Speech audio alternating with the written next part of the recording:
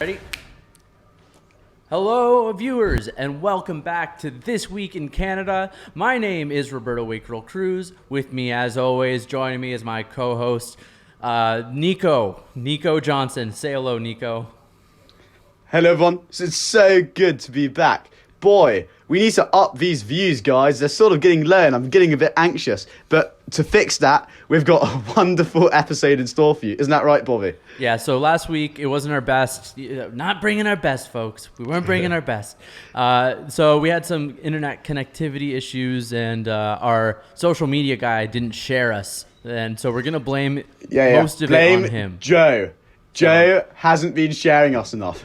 This is Joe's fault. But this week, we got a good week. The topics are juicy. I'm pumped for it. I think we're going to go on an anti-Chinese government rant later. But first, we're going to start with our friend Jagmeet Singh, the leader of the NDP. And actually not even just Jagmeet Singh, but Charlie Angus, members of the NDP that I thought were okay. So, Nico, you want to tell the people what happened this week? Yeah, I mean, you say Jagmeet Singh is the leader, and I think it's Jagmeet. It's always very confusing. But you say he's the leader of the NDP, but he might as well be the deputy prime minister of Canada. He's a liberal. There's no space for him anymore. Now, the reason why I'm saying that, and there's two things that happened. Firstly, he voted against the throne speech, or actually he voted for the throne speech alongside the Liberal Party, meaning we're not allowed to have an election to kick this guy out of office. But the reason for that was sort of understandable. I personally detest it, but if I was an NDP partisan, I would sort of agree with it. The NDP are out of money. They can't afford an election. And on top of that, the Liberals have pushed them so far to the left, and the Green Party, who recently elected quite a competent leader who isn't an anti-Semite, which is quite a hard thing to do if you're in the Green Party, she's quite confident. And what happened is that it squeezed Jagmeet Singh so sort of close to the centre that there's no longer any space for him. So he knew that if he was going to go into an election, his party and his leadership would have been obliterated. However, it gets worse, and what I think is particularly unscrupulous, and I think this is almost shocking, and I wish there was more outrage about this, because he just forfeited his third-party status. The NDP are no longer a serious party. They are essentially another Liberal party just under an orange banner. And that is, he shut down the We Committee hearings, which means we can't ask the Prime Minister why he gave his friends $912 million for no particular reason. We can't recall documents, which, as you may remember, with that press conference with Pierre Poilievre, with all the blacked out documents, and he threw it into the air. We can't see what's actually in there, all because the NDP are so scared, so timid, so weak, that they think if an election is going to come, they're going to be just obliterated. Yeah. And I hope to God that when an election does come, they just get blown out of the water. Are you as angry as I am? Yes, and I agree with you 100%. I totally think the NDP, look, the last election was already awful for the NDP. They got brought down to, I think, 24 seats. I think something like that. Somewhere around 25 seats, right? And which is their worst showing since, I always forget the year, 2005 or 2006, maybe 2004. But they got absolutely ravaged in Quebec by the Bloc Québécois, who's like a real deal now. And honestly, respect to the Bloc Québécois, because the only people who really voted for this committee to keep going were the Conservatives and the Bloc. Yeah. So it's like the people willing to call out Justin Trudeau on his bullshit are the Conservatives and the Bloc somehow. That's a weird alliance that isn't really, not one that people really make in their heads the same way that now everyone sees with the Liberals and the NDP. So God knows when the next election is going to be. Apparently, it depends on how much money the NDP has for us to have an election. Who would have thought that they would be the kingmakers as to whether we go to the polls? They're so poor that they've become the kingmakers. They're so poor. They're peasants. In the parliamentary peasants in the NDP get to choose.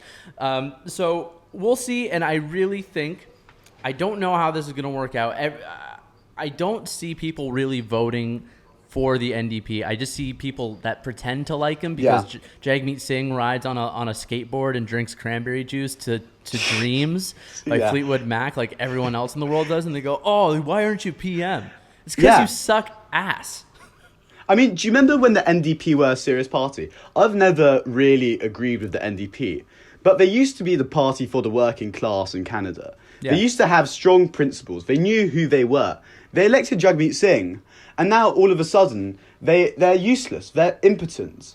Erin O'Toole, who I think, and he deserves a lot of credit for this, is going to be and angling himself to be the party and the leader for the working class in Canada. He's saying, look at the Liberals. They give so much money to these corporate insiders because they don't actually care. They pretend they care about you, but they don't. That's sort of their thing, you know? The NDP under Jack Layton, under Tommy Douglas, under the whole panoply of amazing figures, were actually a serious party who held both the Conservatives under Jack Layton and the Liberal Party to account. That's gone. And you know who I'm particularly... And I find this tragic. I've totally forgot his name. He was the NDP guy who sort of worked on the Wee scandal most... Charlie Angus? That's the one. Charlie Angus. God, slip of memory. Charlie Angus spent so much time doing so much work to try and nail down Trudeau for what is overt corruption. And then he is happy because it makes political sense for him to get away with this. And it's shocking how lily-livered the whole party is, and they don't deserve to exist anymore, I think. They honestly, a new party should come up and replace them, because it's just pathetic. I do agree. I actually agree. Who knows what the Green Party can really do, because they have kind of this baggage, this Elizabeth May baggage that I think they're going to be carrying around for a long time. I listened to, I'm going to call her Anime Paul. I know that's wrong, but I think it's a little funny. I listened to Anime Paul speak. She seems very intelligent. I heard she went to Yale, I believe. Yeah. She's very accomplished. She's well-spoken. And, you know, points for, you know, what people care about nowadays, which is she's a black woman. Obviously not a problem for me, but I think that will get her a lot of votes, in the same sense that some people thought Jagmeet Singh was, and actually, you know, maybe it would get more votes in Quebec than Jagmeet Singh. I think the visual of the turban in Quebec, and I'm sorry to say this, but I think the visual is a bit much for Quebec sometimes. And look, I'm just gonna say it, like they didn't get decimated in Quebec for no reason. Like, but in regards to what you were saying about them being the party of the working class, I have a prediction that in the next election, where I'm from, my riding of Windsor East, I think they're going to lose Windsor East. Or is it Windsor West? No, Windsor East is Eric Kuzmirchek, I think. Windsor West is Brian Massey, who I despise. He's been in Parliament for as long as I've been alive, I think. Yeah. He's been around forever, hasn't done anything. And the people in Windsor, like cities like that are... You know, Windsor's a working town, manufacturing town, a lot of unions, and a lot, like, they like unions and they like the NDP because they protect those things. They vouch for those things. But with the NDP moving in this kind of just sub-liberal direction of meaninglessness that actually doesn't stand up for people that are in Windsor that, you know, just want to provide for their families and keep their jobs safe, they might move over to the Conservatives. The Conservatives are the ones that are vouching for keeping manufacturing from China and all the things that sound good to them. So I don't see why that wouldn't happen. Yeah, exactly. And I'll tell you what, if I was an NDP MP right now, I'd be looking at the Green Party's new leader, and I'd be looking at Erin O'Toole. I'd be looking at the conduct of the leadership in the NDP, and I'd be quaking in my boots. They must know that a reckoning is coming from the voter. They've been pathetic, and hopefully, you know, whenever the next election is, whenever the NDP collects enough money, apparently, that they will be electorally, as I said, decimated. But one can only hope. One can only hope. And so I think that's about it for that topic. Let's move. Transition. Yeah. Woo!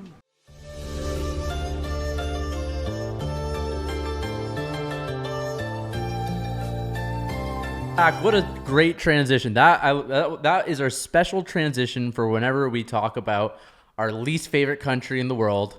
No, hold on. I'm going to go ahead and correct my friend Roberto. China. We love China. China is a beautiful place, full of beautiful people. The people who we don't like, however, is Xi Jinping and his CCP apparatchiks, his cronies. But the Chinese people, they're wonderful. I love them. Okay, I do actually agree. You should make that distinction between a people and its government, tyrannical government. But in this case, we are talking about basically its government. So we're talking about an individual from China. In this story, you won't believe it. This story is going to make you say, no way. This businessman, we have a businessman from China who So let me rewind. Actually, a 20,000-foot mansion in I think Markham, Ontario, got busted for being a underground illegal gambling ring.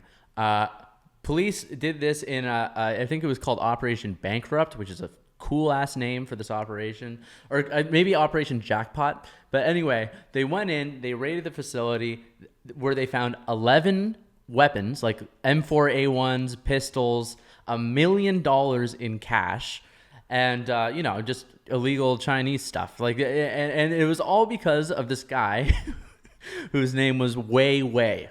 Way. Now, I don't look. I think, like I said, I think the Chinese people and the culture, I like it. The names are a little weird. Okay. I mean, like clearly the cops came in and this was hey Wei, you need to pay for your crimes, and thank God they did. But it's no surprise that this crook turns out to be a member of the Liberal Party of Canada, and on top of that, he has donated a significant sum of money towards Justin Trudeau's re-election campaigns, towards the Liberal Party as a whole. I think he was a member of like a special Liberal club. Bobby, perhaps you can tell me a bit more about. So some of the things you said were correct, some weren't. So he had donated to Justin Trudeau's re-election campaigns to the tune of something like, I can't remember what the maximum number is that you can donate in Canada. $2,400. Yeah, something around there. I think it was $1,500, $2,000. But the real kicker was that he had donated $1 million to the Trudeau Foundation, a foundation that I believe his father founded. $50,000 of that went towards a statue of Pierre Trudeau to get erected, which is, kind of just hilarious to me. And, the rest went to various kind of donations and whatever the hell that you do with $1 million. May I just say, the Trudeau Foundation is so dodgy. So it's a bit like the Clinton Foundation in a way. And that's because there's like a spending laws in Canada, right? You can't give a politician an unlimited amount of money. But there's ways around this. And like in America with the Clinton Foundation, you get these Chinese billionaires giving millions of dollars to the Trudeau Foundation, which Justin Trudeau, I promise you, is going to take over as soon as he steps down from, being Prime Minister. And it's so obviously corrupt. And people have looked at the Trudeau Foundation. I've personally written an article about it and found that people who, for instance, during the SNC-Lavalin scandal were, being nice about the government. Oh, look, they turn out to get, they get jobs sitting on the board of the Trudeau Foundation. Or, if you want to influence Prime Minister, you send this thing money. So it's no surprise, and quite frankly, there needs to be some legislation, obviously it won't come from under the Trudeau government, to put a stop to this crony politics. Yeah, and especially when you see Justin Trudeau, because this is the other thing that I actually forgot to mention, is that Wei Wei actually was at two Liberal fundraisers, closed-door fundraisers, where I think plates were $1,500 to attend. And so Justin Trudeau was asked about this in Parliament yesterday. And when he was asked, of course, he just not dodged. It was embarrassing to watch. He got asked directly what his relationship was. And he said something about, the Liberals, we have open door fundraisers where, the media can attend any of these fundraisers with these Chinese investors. Look, yeah, that's great and all, and it of course it makes sense for the press to be there when $1 million is given and a Chinese guy is going to invest into our country, and it looks great for everyone. But the whole time, this guy's in like a triad, running an underground casino. You have to kind of wonder why this keeps coming up. Why the Trudeau Liberals just continually, just month after month, have some sort of China problem. It's like a monkey on their back that they just can't seem to ditch. It's really pissing me off. It's true. Canada, under this administration, is pretty much the only country in NATO, pretty much the only country in the Anglosphere who haven't come out and strongly condemned China. So the Conservative Party have. Erin O'Toole is he's not quite a China hawk, but he's certainly more suspicious of the Chinese regime than Trudeau is. Yeah. But there's people in his cabinet, like Garnet Genouillet, like Michael Barrett, who are overtly suspicious of China. Even Pierre Poilievre, you could tell, he raised an eyebrow to it practice. But in the UK, the UK is so overtly suspicious of China The US, both candidates compete with each other to see who is more aggressive towards China. Australia, they don't even hide it. They are outright antagonistic towards the Chinese regime. Why the hell? And it's not as though we don't know what's going on here. We know that China has stolen our intellectual property. We know that they are spying in our government. Remember that RCMP guy who was literally at the top of the fucking institution who turned out to be a Chinese spy? We know that they're in our universities stealing research. And we know that they want to undermine our democracy. They have contempt for our democracy. Their democracy is a risk to their regime, which is why it won't be allowed if they have power in this country to survive. It is such a threat. And under this Liberal government, and we talk about this almost every week, and it's getting boring, and I wish we could talk about something else, but they just refuse to even glance at it. It's shocking. It's going to go down in the same way Chamberlain will go down, or like Pierre Trudeau, who refused to condemn the USSR. This is the crisis of our generation. I know coronavirus seems important, but the threat of China is something that we are going to have to face at some time or another. And how are we going to think of Trudeau's legacy when throughout this entire time his health minister refused to say even the most simple things like, oh yeah, their data might not be as as precise as perhaps they pretended it is. It's ridiculous. Entirely. The Chinese see everything that we do in our parliament, our democracies, the way they function, the discourse and the discussion, the varying points of view, although they do have points of view in this weird kind of, that you have like the traditional Maoist and then but it's different. It's all under the same blanket. It's all in the same tent. They don't like us, and we're still playing ball with them. We're the only Five Eyes country that refuses to take out our what is it? That refused to not put. Hold on, sorry. To not use Huawei 5G towers, I believe, right? We're the only Five Eyes country that has not yet condemned that. The UK, everyone, New Zealand, Australia, they've all done it. The US. And a report came out in the UK today, which shows that, it's undeniable that there's back entrances which the Chinese regime will use if Huawei is installed in this country. Undeniable proof. Yeah. So in Australia, from what I kind of know, is that right now in Australia, the Liberal Party is ruling Australia, which, if you don't know, the Liberal Party in Australia is actually the Conservative Party. It's just a name thing. And I believe the other party is the Labour Party in Australia. Yeah. The minority or whatever. So I believe actually what happened was, for a long time, this might not be correct, my Australian politics is a little shabby, but for a long time I think that former governments had allowed China to basically come in, invest, build, and basically attempt to make, honestly, a bit of an overseas territory in terms of the amount of soft power that they exerted over Australia, to the point where I believe that there's a story that I can't remember exactly. It was a story about Australia building a swimming facility, and they wanted to name it after a guy that won a gold medal for Australia in the Olympics. Anyway, this got shot down because the Australian guy made some sort of a passing comment about the silver medalist, a Chinese guy, being on steroids.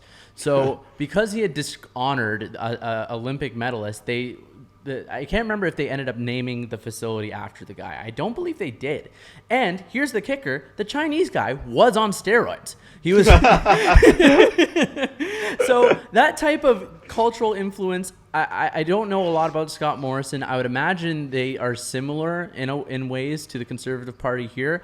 Yeah. So if you want a glimpse of a Commonwealth country that's dealing with China and is being hard on China, look at Australia, look at their Liberal Party, compare them to our Conservative Party, and take notes. Wow, that was a pretty fiery episode. I remember this show was supposed to be funny. But we kind of just seem to go on rants. We are two young angry men. We apologize. Anyway, thank you for watching This Week in Canada. I believe this is episode 18. We really appreciate you giving us a thumbs up. Give it a share. We need the views. Last week did awful. Give us a comment. Leave us fan mail. So if you want to leave us fan mail, put the subject line This Week in Canada. I'll read them. My email will be in the description below. If Nico, would you want to do the same thing? Maybe we'll set up a This Week in Canada email. That sounds like a good idea. I want to see who looks like Roberto. Guys, come on. Tell me. We've got one submission so far, and I'm sure there's other people out in the world who are of slightly darker skin color and have a mustache. Right, exactly. So leave us some fan mail. We'll get that set up for the podcast this week. And leave a like, subscribe, and thank you for joining us. We'll see you next week. Thank you for watching. If you're enjoying our content, by clicking on the link in the description, and for less than $5 a month, you can join us on our mission to provide untampered, independent news, along with gaining access to the premium content reserved for our members, and being able to view everything completely ad-free.